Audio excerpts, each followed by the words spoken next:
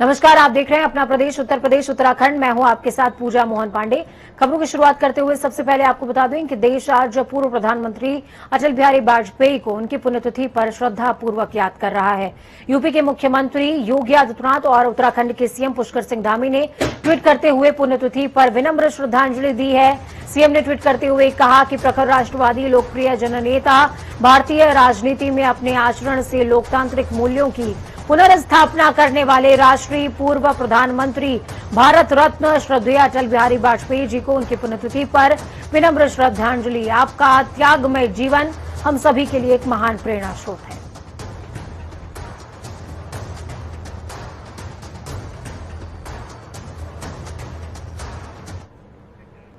तो वहीं पूर्व प्रधानमंत्री भारत रत्न स्वर्गीय अटल बिहारी वाजपेयी की तीसरी पुण्यतिथि पर देश उनको नमन कर रहा है। लखनऊ में सीएम योगी आदित्यनाथ ने लोक भवन प्रांगण में लखनऊ के सांसद रहे अटल बिहारी वाजपेयी की प्रतिमा पर माल्यार्पण करके उन्हें श्रद्धांजलि दी है। इस दौरान सीएम योगी ने कहा कि प्रखर राष्ट्रवादी लोकप्रिय जननेता भारतीय राजनीति में अपने आचरण से लोकतांत्रिक मूल्यों की पुनर्स्थापना करने वाले अटल बिहारी वाजपेयी जी को उनकी पुण्यतिथि पर श्रद्धा सुमन।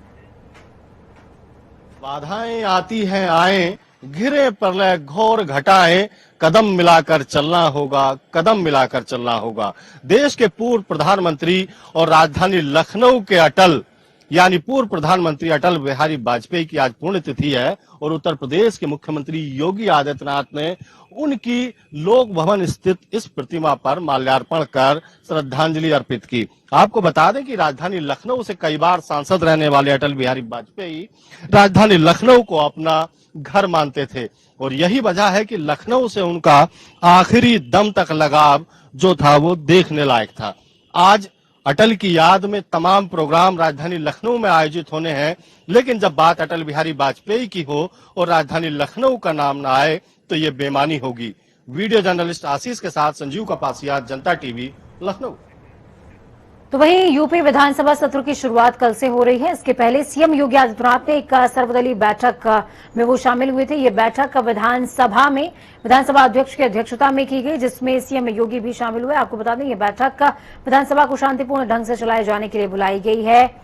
उत्तर प्रदेश विधानसभा सत्र 17 अगस्त से 24 अगस्त तक होने वाला है। इसके लिए पूरी तैयारियां शुरू हो चुकी हैं। यूपी विधानसभा में विधानमंडल के दोनों सदनों की बैठक आने वाले 17 अगस्त से शुरू होगी, जो कि 24 अगस्त तक चलने वाली है। इसकी अधिसूचना विधानसभा अध्यक्ष की ओर से जारी कर दी गई है। सभी नेताओं ने एक स्वर से कहा कि हम सदन में हर तरह का सहयोग करेंगे, सदन चलना चाहिए। बैठक में संसदीय कार्य मंत्री जी भी उपस्थित थे। उन्होंने भी सदन की कार्यवाही सुचारू रूप से संचालन के लिए सहयोग मांगा है। सबने सहयोग का आश्वासन दिया है। और इसके लिए क्या व्यवस्था होगी? और दलीय नेताओं की बैठक में ही ये विषय भी आया था। संसदीय कार्य मंत्री श्रीमान सुरेश खन्ना जी ने बैठक में कहा कि कोरोना। उत्तर प्रदेश में आज से राजनीति की यात्रा शुरू हो गई है। बीजेपी ने जन आशीर्वाद यात्रा निकाली, तो वहीं समाजवादी पार्टी और उसके सहयोगी दल जन आक्रोश और जन क्रांति यात्रा निकाल रहे हैं। क्या है इन यात्राओं का मकसद और राजनीतिक पार्टियां जनता के आशीर्वाद के लिए इतनी ज्यादा अभिलाषी क्यों हैं? आपको ये खास रिपोर्ट देखनी चाहिए, जिसमें ये तमाम जवाब मिलेंगे।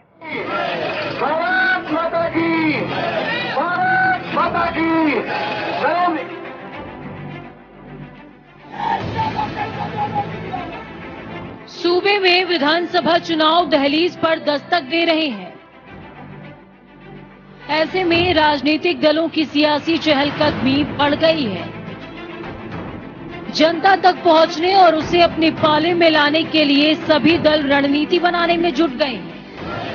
इस क्रम में अब उत्तर प्रदेश में सियासी यात्रा का आगाज हो रहा है। भारतीय जनता पार्टी ने जन आशीर्वाद यात्रा का आगाज किया है, तो किसी ने जन आक्रोश यात्रा की शुरुआत। लेकिन मकसद और बिसात एक ही है, चुनाव। बीजेपी ने अपने जन आशीर्वाद यात्रा की शुरुआत कर दी है। वहीं समाजवादी पार्टी और उसके सहयोगी दल जन आक्रोश और जन क्रांति यात्रा कर रहे हैं। हाल ही में केंद्रीय मंत्रिमंडल में शामिल हुए बीजेपी के नए नुमाइंदे अपने अपने क्षेत्र में जन आशीर्वाद यात्रा निकाल रहे हैं। बीजेपी लगभग 3 दर्जन लोकसभाओं और 120 से ज्यादा विधानसभाओं में ये जन आशीर्वाद यात्रा निकाल रही है, जिसमें लगभग 3,500 किलोमीटर से ज्यादा का सफर तय किया जाएगा। बीजेपी की इस यात्रा का समापन 20 अगस्त को होगा। ये मंत्री पूरे प्रदेश में जनता को बताने की कोशिश कर रहे हैं कि बीजेपी सरकार में उत्तर प्रदेश में विकास कितना परवान चढ़ा। ये मंत्री यात्रा के जरिए बता रहे हैं कि प्रदेश में बीजेपी सरकार में कितनी बदली है रुत, कितनी बदली है रवानी। ये नेता बता रहे हैं कि नजराने में हम हुकूमत का यकीन लाए हैं। ये तमाम नेता जनता को सीधे संपर्क साधते हुए कह रहे हैं कि आशीर्वाद यात्रा के माध्यम से 2022 के लिए आशीर्वाद दीजिए। तो वहीं दूसरी तरफ है समाजवादी पार्टी, जो फिर से सत्ता में वापसी के लिए 2 दलों के साथ रणभूमि में हुंकार भर चुकी है। सपा की सहयोगी पार्टी महान दल ने भी बीजेपी की जन आशीर्वाद यात्रा को बेपटरी करने के लिए जन आक्रोश यात्रा निकाली है। महान दल ने इस यात्रा का आगाज पीलीभीत से किया, जो 27 अगस्त को इटावा में समाप्त होगी। जन आक्रोश यात्रा के दौरान समाजवादी पार्टी और उसके सहयोगी दल कोरोना काल में सरकार की नाकामी, ऑक्सीजन की कमी और जीवन रक्षक दवाओं की कालाबाजारी, लगातार बढ़ रही महंगाई समेत फर्जी एनकाउंटर जैसे कई मुद्दों पर सरकार को घेरने की कोशिश कर रहे हैं। खैर, उत्तर प्रदेश में निकाली जा रही बीजेपी की जन आशीर्वाद यात्रा और समाजवादी पार्टी की जन आक्रोश यात्रा का सार और संक्षेप आगामी चुनाव ही है। ये दोनों ही पार्टियां जनता के आशीर्वाद की अभिलाषी हैं। ऐसे में अब देखना ये होगा कि उत्तर प्रदेश की जनता वोट के जरिए किसको अपना आशीर्वाद देगी। ब्यूरो रिपोर्ट, जनता टीवी।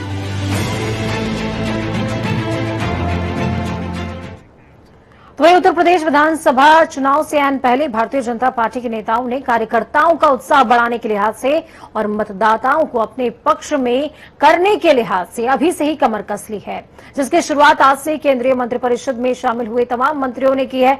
यूपी के मतदाताओं को लुभाने के लिए राज्य में कई मंत्री मिलकर करीबन 3,665 किलोमीटर का सफर तय करेंगे। इस दौरान ये तमाम मंत्री करीबन 27 जिलों का रुख करेंगे। कवर करते हुए सरकार की उपलब्धियां लोगों तक साझा की जाएंगी। इस यात्रा में बीजेपी के 6 मंत्री और अपना दल की मंत्री अनुप्रिया पटेल शामिल होंगी। यात्रा के दौरान 150 से ज्यादा कार्यक्रम किए जाएंगे।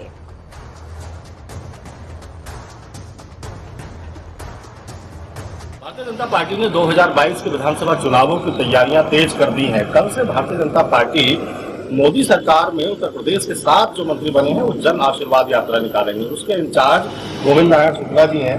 सर, किस तरीके से यात्रा निकाली जाएगी, कितनी लंबी यात्रा होगी? पूरे देश के अंदर केंद्र सरकार में केंद्रीय नेतृत्व द्वारा पूरे देश में एक जन आशीर्वाद यात्रा निकालने का निर्णय हुआ है। उत्तर प्रदेश के 7 जो नए मंत्री बने हैं वो अपनी 16 तारीख से लेकर के 19 अगस्त तक अपनी जन आशीर्वाद यात्रा क्षेत्रों में लेकर के जाएंगे। कल उत्तर प्रदेश यात्रा शुरू हो रही है। निश्चित रूप से केंद्र के मोदी और योगी सरकार उत्तर प्रदेश के कार्यों को, जो जन कल्याणकारी कार्य हैं, उनको लेकर के जनता के बीच में इस आशीर्वाद यात्रा के माध्यम से जाएंगे। जनता का आशीर्वाद भी उनको पाएंगे। ये गोविंद नारायण शुक्ला जो जन आशीर्वाद यात्रा के उत्तर प्रदेश के इंचार्ज है और साफ तौर पर चुनावी मोड़ पर है भारतीय जनता पार्टी। और 2022 के विधानसभा चुनावों में इस रैली का, इस जन आशीर्वाद यात्रा का कितना फायदा मिलेगा, ये तो देखने वाली बात होगी। लेकिन भारतीय जनता पार्टी की तरफ से अपनी कोशिशें तेज हैं। वीडियो जर्नलिस्ट आशीष के साथ संजीव कपासिया, जनता टीवी, लखनऊ। बाराबंकी की रामनगर विधानसभा में बसपा ने ब्राह्मण सम्मेलन आयोजित किया, जिसे बसपा महासचिव सतीश चंद्र मिश्रा संबोधित कर रहे हैं। दरअसल आगामी चुनावों के मद्देनजर सभी पार्टियां तैयारियों में जुटी हुई हैं। ऐसे में ब्राह्मण वोट बैंक को साधने के लिहाज से तैयारियां तेज हैं। ब्राह्मण वोटरों को लुभाकर चुनाव जीतने की तैयारी की जा रही है। इस दौरान बाराबंकी में सतीश चंद्र मिश्रा ने खुशी दुबे का जिक्र एक बार फिर से किया।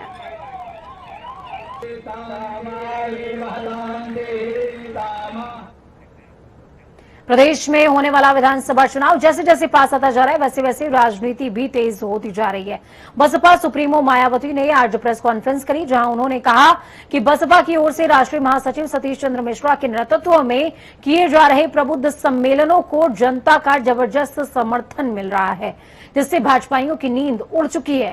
तो वहीं उन्होंने कहा कि बीजेपी राज में प्रदेश की कानून व्यवस्था ध्वस्त हो चुकी है।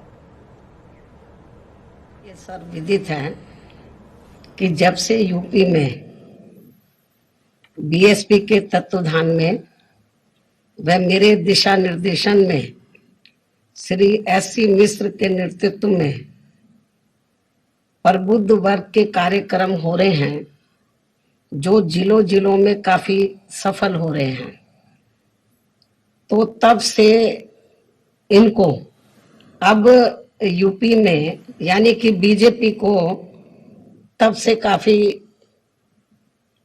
बौखलाहट हो रही है। बीजेपी के सर्कल में काफी बौखलाहट है और अब यूपी में बीजेपी की काफी नींद उड़ी हुई है। एक दिवसीय दौरे पर पीलीभीत पहुंचे महान दल के राष्ट्रीय अध्यक्ष केशव देव मौर्य ने हाईवे किनारे धरना प्रदर्शन शुरू कर दिया। आपको बता दें कि केशव देव मौर्य समाजवादी पार्टी के साथ मिलकर जन आक्रोश यात्रा का आगाज पीलीभीत से कर रहे थे, जहां प्रशासन की ओर से गाड़ियों को रोके जाने से खफा केशव देव मौर्य ने सड़क किनारे ही धरना प्रदर्शन शुरू कर दिया। इस खबर पर ज्यादा जानकारी के लिए पीलीभीत से संवाददाता धर्मेंद्र फोन लाइन पर जुड़ चुके हैं। धर्मेंद्र, क्या कुछ अपडेट है, क्या कुछ ये पूरा मामला था? जी बिल्कुल, आपको बता दें पीलीभीत की बीसलपुर तहसील का मामला है, जहां से इन्होंने रथ यात्रा स्टार्ट की थी। जो महान दल के राष्ट्रीय अध्यक्ष केशव देव मौर्य जी है, तो इनको जो है कुछ गाड़ियां थी इनकी, जो भीड़ ज्यादा हो रही थी, तो शासन का कहना है कि जो है यहाँ पर इन्होंने कोई परमिशन नहीं ली थी, और फिर भी जब ये आ गए तो इनकी जो है रैली निकालने को जो है आदेश दे दिया गया था कि रैली निकालिए अपनी, लेकिन गाड़ियां ज्यादा होने की वजह से इनकी गाड़ियां रोक दी गई थी और वहाँ किसी स्कूल में बंद कराई थी। उनका कहना था कि हमारी गाड़ियां सारी छोड़िए, हम अपनी गाड़ियां साथ लेके जाएंगे। इसी बात को लेकर धरना पर बैठ गए थे। ठीक है, अभी प्रशासन की तरफ से क्या वर्डिक्ट सामने आ रहा है? क्या अभी भी धरना चल रहा है धर्मेंद्र? नहीं, धरना अब बीसलपुर से हट गया है, लेकिन अब उन्होंने जो ग्रामीण क्षेत्र में जाने की इजाजत दे दी है प्रशासन ने, अब ग्रामीण क्षेत्र में भ्रमण कर रहे हैं। ठीक है, बहुत शुक्रिया धर्मेंद्र हमारे साथ जुड़ने के लिए, अहम जानकारी साझा करने के लिए।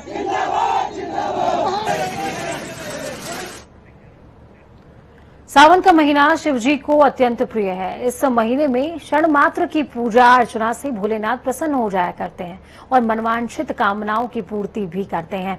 ऐसे में सावन सोमवार का ज्यादा महत्व है और ये महत्व और ज्यादा बढ़ जाता है।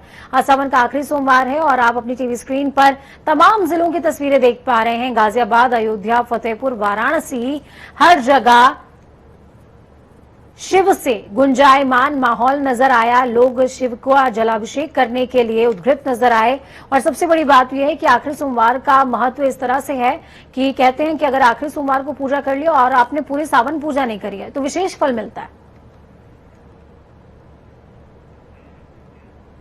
यूपी में 18 मार्च 2020 को कोरोना लॉकडाउन की वजह से बंद हुए स्कूलों में आज से रौनक लौट आई है। स्कूलों में आज से 9वीं से लेकर 12वीं तक की कक्षाएं शुरू हो गई। स्कूल अभी ट्रांसपोर्ट सुविधा शुरू नहीं करेगा। स्कूल संचालकों के अनुसार जब तक हालात सामान्य नहीं हो जाते, इस बात का कंफर्मेशन नहीं होता, तब तक जो सुविधाएं हैं ट्रांसपोर्टेशन की वो सुचारू नहीं की जाएंगी।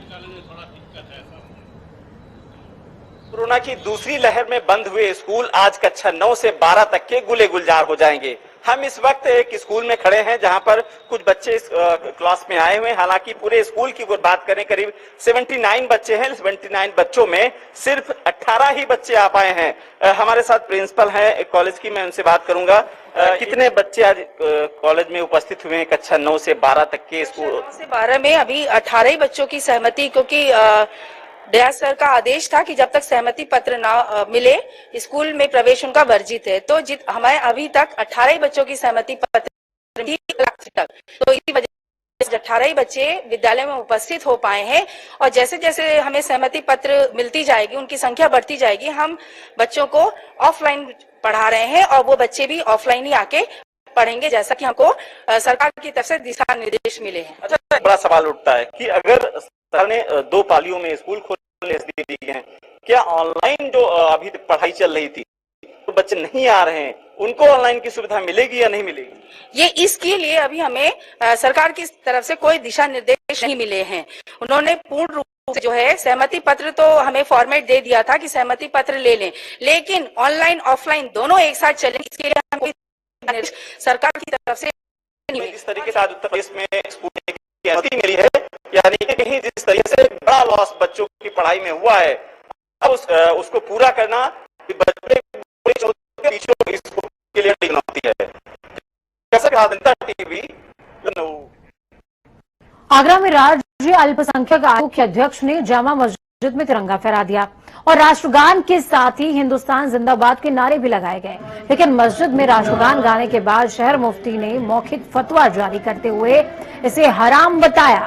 तो वहीं चेयरमैन असलम कुरैशी का कहना है कि अल्लाह के कहर को दावत न दीजिए।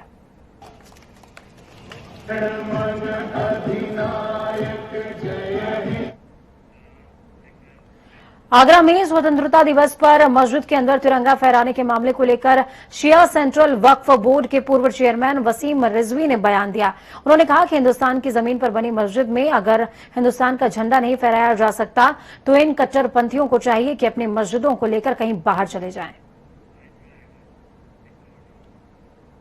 हिंदुस्तान की जमीन पर बनी हुई मस्जिद पर अगर तिरंगा झंडा हिंदुस्तान का नहीं फहराया जा सकता तो इन कट्टरपंथियों को चाहिए कि अपनी मस्जिदों को हिंदुस्तान से लेकर कहीं बाहर चले जाए और अपने मनहूस मुल्लाओं को चाहिए कि अपनी इन लंबी लंबी दाढ़ियों को भी लेकर जाकिर नाइक की तरह हिंदुस्तान से फरार हो जाए, क्योंकि एनआरसी जल्दी लागू होने वाला है और इन सभी मुल्लाओं की असलियत बहुत जल्दी सामने आने वाली है। सोमवार को उत्तराखंड कैबिनेट की महत्वपूर्ण बैठक सचिवालय में शाम को 5 बजे शुरू होगी। मुख्यमंत्री पुष्कर सिंह धामी की अध्यक्षता में कैबिनेट बैठक होगी, जिसमें कई महत्वपूर्ण फैसलों पर मोहर लग सकती है। तो वहीं बताया ये भी जा रहा है कि उपनल कर्मचारियों की मांगों को लेकर कैबिनेट में फैसला हो सकता है। कैबिनेट ने मंत्री हरक सिंह रावत की अध्यक्षता में जो उप समिति बनाई गई थी, वो कैबिनेट की उप समिति अपनी रिपोर्ट कैबिनेट के सामने रख सकती है। धामी कैबिनेट की बैठक में अनुपूरक बजट और उप नल कर्मियों को लेकर बड़ा फैसला किया जा सकता है।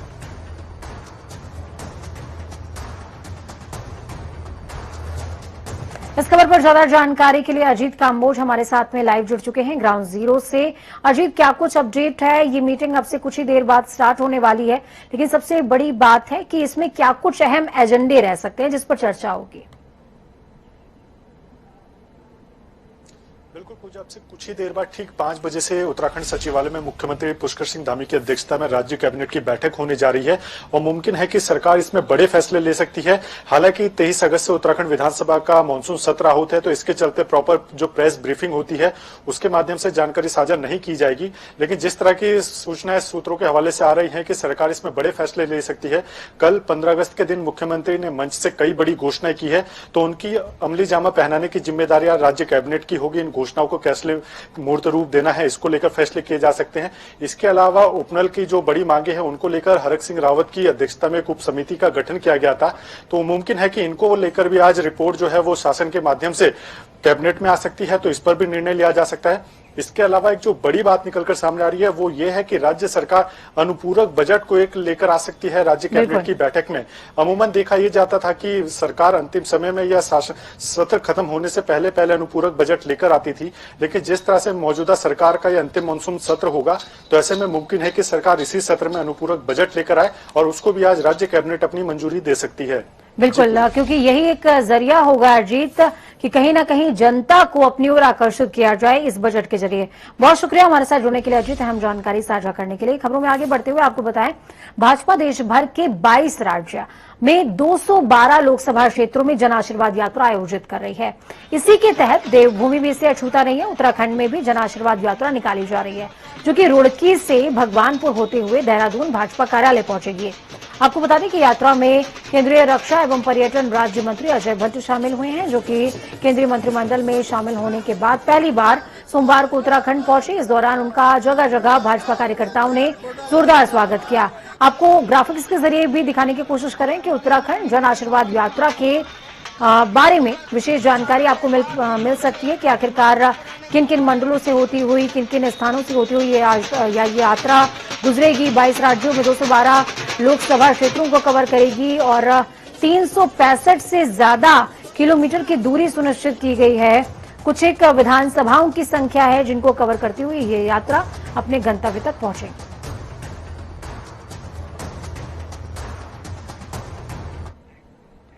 देहरादून में पुलिसकर्मियों के ग्रेड पे को लेकर बनी उप समिति की तीसरी और अंतिम बैठक संपन्न हो गई।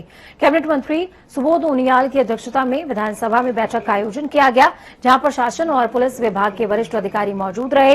बैठक के बाद मंत्री सुबोध उनियाल का साफ तौर पर कहना था कि रिपोर्ट बनाकर कैबिनेट के सामने प्रस्तुत की जाए, जिस पर अंतिम फैसला राज्य कैबिनेट को लेना है।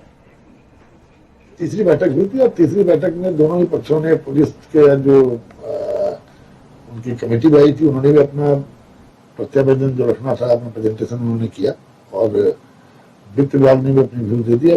मीटिंग फाइनल मीटिंग हो गई है और इसके बाद मंत्रिमंडल के समक्ष रिपोर्ट प्रस्तुत कर दी जाएगी। हमारी उप समिति की रिपोर्ट अंतिम नहीं होती, उप समिति की रिपोर्ट पे मंत्रिमंडल में विचार किया जाता है, मंत्रिमंडल में भी आएगा, विचार किया जाएगा, उसके बाद तभी अंतिम निर्णय लिया जाएगा।